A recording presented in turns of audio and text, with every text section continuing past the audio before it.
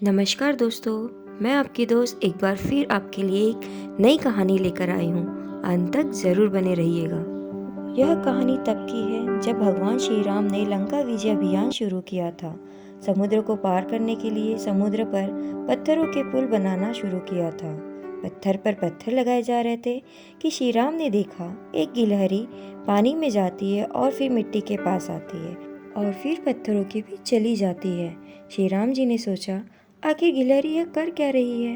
उन्होंने हनुमान जी से कहा, गिलहरी को पकड़ लो और फिर ले आओ। हनुमान जी ने गिलहरी को पकड़ा और राम जी को दे दिया।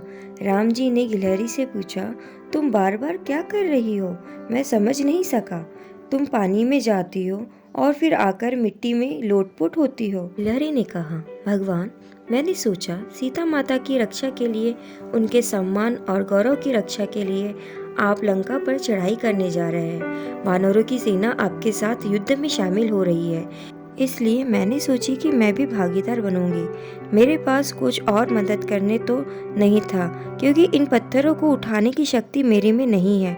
तब मैंने सोची कि इन पत्थरों के बीच की खाली जगह में मिट्टी डालकर भर दूं, ताकि जब आप सेना सहित इससे गुजरे तो आप लोगों के पाँव में पत्थर ना चुभे। भगवान श्री राम ने कहा, गिलहरी, तुम महान हो, लेकिन एक बात बताओ, यहाँ इतनी बड़ी सेना है और आप बार बार आ रहे हो, अगर किसी के पाँव के नीचे मर गए तो। गिलहरी ने बड़ा ही अच्छा जवाब दिया, भगवान, तब मैं यह सोचूंगी कि नारी जाति की रक्षा और धर्म को बचाने के लिए जो युद्ध लड़ा गया था, उसमें सबसे पहले मैं काम आई। तब श्री राम जी ने गिलहरी की पीठ पर स्नेहपूर्वक उंगली चलाई और कहते हैं कि गिलहरी की पीठ पर फेरे हुए भगवान की उंगलियों के निशान आज भी दिखाई देते हैं। श्री राम जी ने कहा, लंका विजय में सबसे बड़ा सहयोग तुम्हारा है। यह कहानी से हमें यह शिक्षा मिलती है कि अगर हम छोटे हैं तो ये न सोचे कि हम कुछ नहीं कर सकते। अगर आप छोटे हैं तो यह मत सोचिए कि आप कुछ नहीं कर सकते।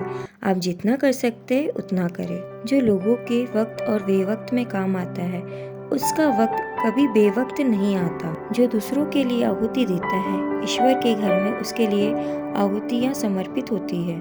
किसी भी काम को करने के लिए कोई भी समय सही होता है, और अगर आप समाज के लिए कुछ करना चाहते हैं तो किसी भी तरह कर सकते हैं। आपको पैसे या ताकत के सहारे समाज की सेवा करने की जरूरत नहीं है। आप अपनी क्षमता के अनुसार काम करके भी सेवा दे सकते हैं। दोस्तों, उम्मीद करती हूँ कि ये कहानी आपको ज़रूर पसंद आई होगी। अगर आपको ये कहानी पसंद आई है तो कमेंट, शेयर, लाइक करना ना भूलें।